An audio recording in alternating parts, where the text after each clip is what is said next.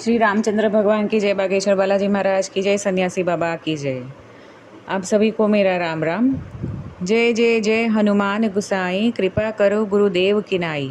अर्थात हे हनुमान जी, आप की जय हो, जय हो, जय हो। आप मुझ पर कृपालु श्री गुरु जी के समान कृपा करें।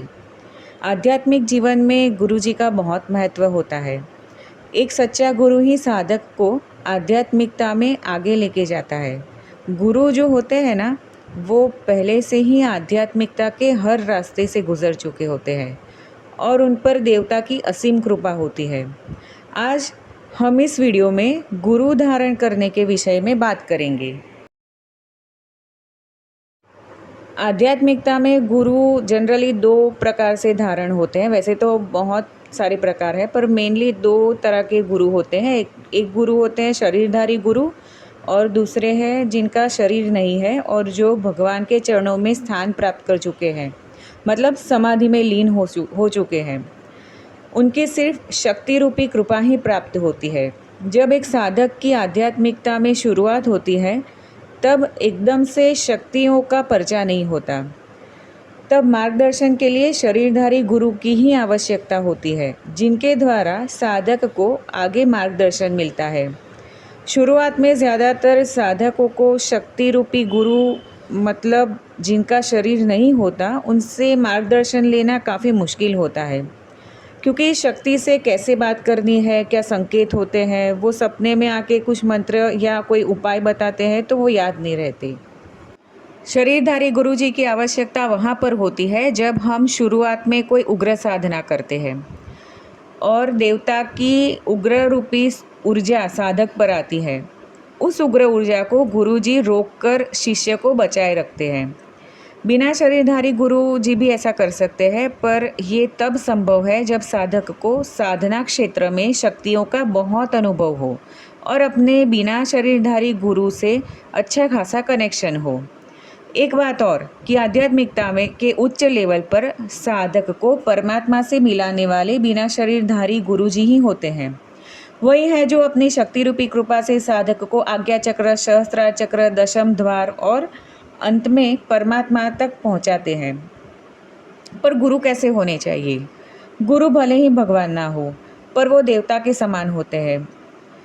आजकल थोड़ी बहुत सिद्धि शक्ति मिलने पर भी लोग अपने आप को गुरु का दर्जा दे देते हैं। एक गुरु में वो सब लक्षण होने चाहिए जिससे उनके शिष्य को परमात्मा की प्राप्ति कर सके। सच्चा गुरु वही है जो साधक को बहुत ही अच्छे से परखता है, तभी जाके शिष्य रूप में स्वीकार करते हैं।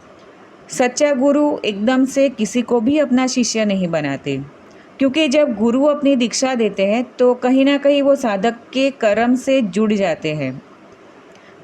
और वैसे ही एक साधक को बहुत ही सोच समझ के गुरु धारण करनी चाहिए। अगर गुरु के पास तगड़ी सिद्धि शक्ति हो पर चरित्र में दम ना हो, ऐसे गुरु को साधक ना चुने, क्योंकि एक गुरु भवसागर भी पार करा सकता है और एक गुरु सागर में डुबा भी सकता है। अब दूसरी बात कि जब हम देवी देवता को गुरु बनाते हैं तब क्या वो हमें स्वीकार करते हैं, और कैसे पता चलेगा कि देवता ने हमें शिष्य रूप में स्वीकार कर दिया? देवता को गुरु बनाने की विधि होती है। उनके देव स्थान पर जाकर पूजा पाठ कर, हाथ में जल लेके अग्नि को साक्षी मानकर एक साधक को विनती करके देवता को गुरु धारण करना होता है।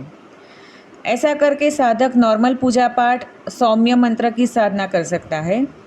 अब पता कैसे चलेगा कि देवता ने साधक को शिष्य रूप में स्वीकार कर लिया? साधक को विनती करने पर देवता स्वप्न में आकर बताए और मार्गदर्शन करे। और सबसे बढ़िया तरीका कि जब देवता का नाम लेने पर तुरंत ही साधक के रोंगटे खड़े हो जाए, देवता की तरंग महसूस हो, तब समझ जाइए कि देवता ने आपको शिष्य रूप में स्वीकार कर लिया है, क्योंकि देवता की तरंग सिद्धि अंश और साधक के साथ जुड़ जाते हैं। साधक का कनेक्शन बन जाता है एक तरह का देवता के साथ। तो सारांश मेरा यही है कि जिनके गुरु नहीं होते वो देवता को भी गुरु बना सकते हैं, जैसे हमारे भोलेनाथ महाराज हैं। और जब उनका कनेक्शन अच्छे खासा बन जाए तभी उग्र साधना या जन कल्याण करें।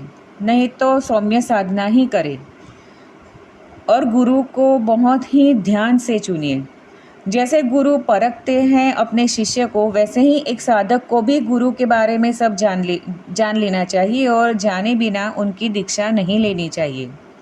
आशा है कि मेरे द्वारा बताई गई जानकारी अच्छी लगी होगी। मुझे सुनने के लिए आपका बहुत बहुत धन्यवाद। राम जी हमेशा आप पर कृपा करें। जय श्री राम।